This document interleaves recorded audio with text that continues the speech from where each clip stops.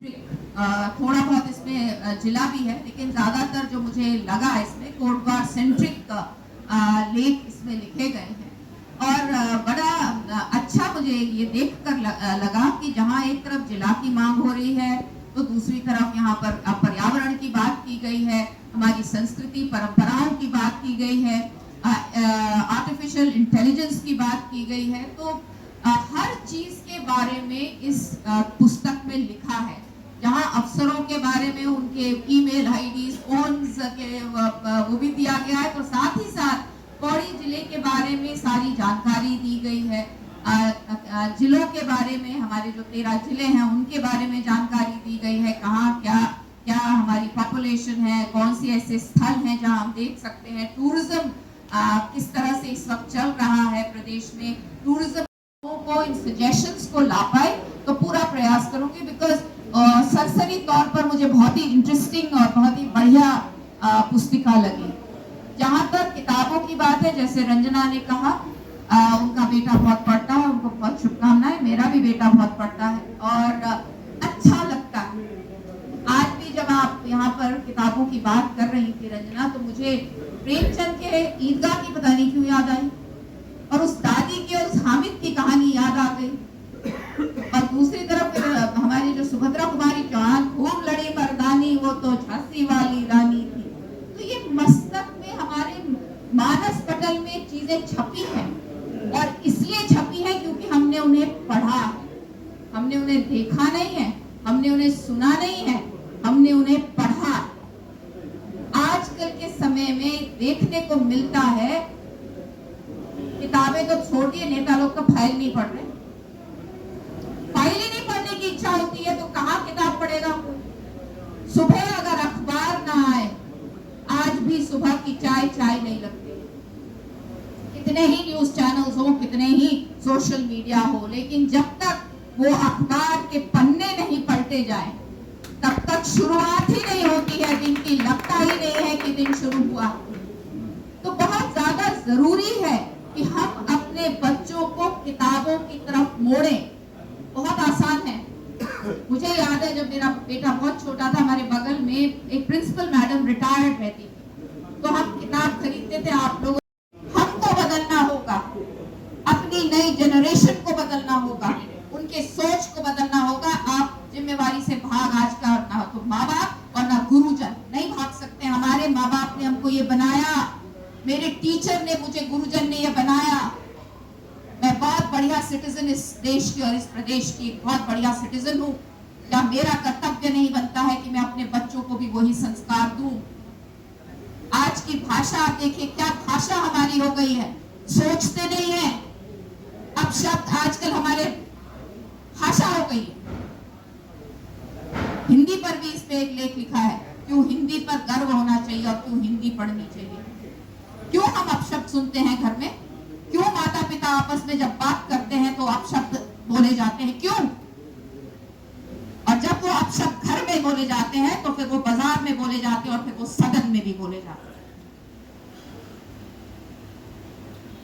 समझना होगा हमको इन चीजों को। तो इसलिए आपकी जो जिम्मेवारी है एज पत्रकार, आपकी बहुत बड़ी, चौथा स्तंभ ऐसे ही नहीं कहा जाता।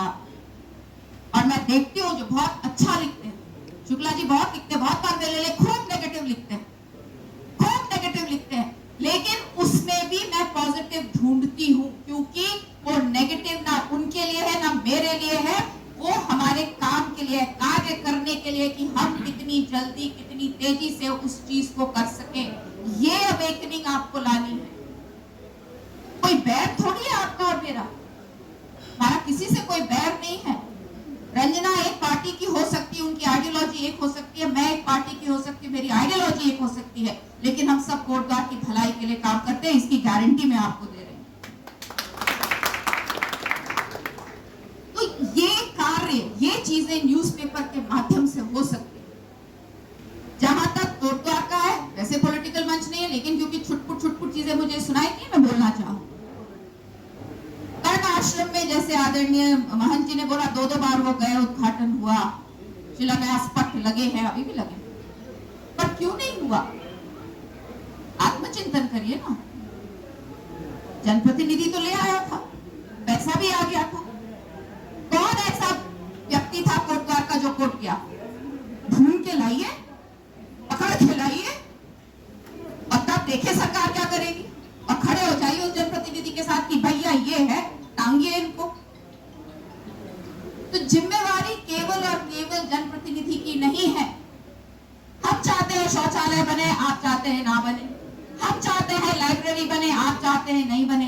हम चाहते हैं सड़कें बने, आप कहते नहीं मेरी जमीन पर विकास नहीं होना चाहिए, फलाने की जमीन पर विकास होना चाहिए। तो बदलना हम सबको पड़ेगा।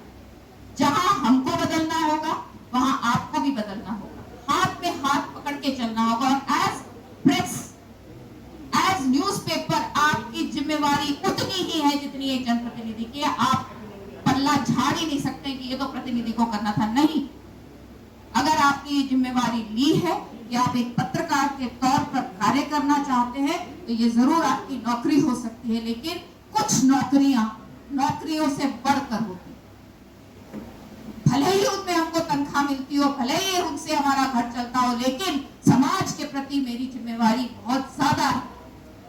मैं सिर्फ एक विधायक के तौर पे सिर्फ विधायक नहीं, ये मेरी हॉबी नहीं है, ये मेरा संकल्प है। नौकरी है, संकल्प है कि मुझे इतना बड़ा प्लेटफॉर्म जो मिला है वो कुछ करने के लिए मिला। और चाहे ईमानदारी से, देखिए 100 में से 100 चीजें नहीं हो सकती हैं, लेकिन ईमानदारी दिखनी चाहिए। जनप्रतिनिधि में ईमान की बोतलें दिखती है तो वो कहां से आ रही है?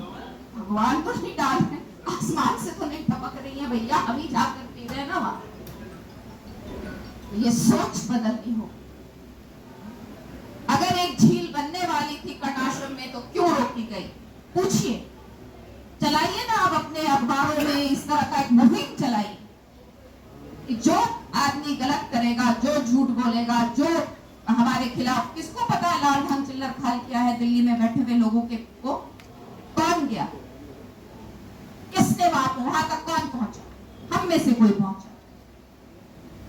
इसका चिंतन करना होगा, इसको भी समझना होगा। सरकारें चाहती हैं काम हो, जनप्रतिनिधि चाहते हैं काम हो। आखिर हमें फिर जनता के पास 5 साल के पास बात जाना है। और मेरा जैसा नेता आंख से आंख मिलाना चाहता है, दुबक के स्ट्रैटेजी से, प्लानिंग से इलेक्शन नहीं जीतना चाहता है, आंख से आंख मिलाकर बोलना चाहता है ये काम किया है, देना है वोट दीजिए, नहीं देना है नहीं दीजिए, लेकिन मैंने ये काम किए।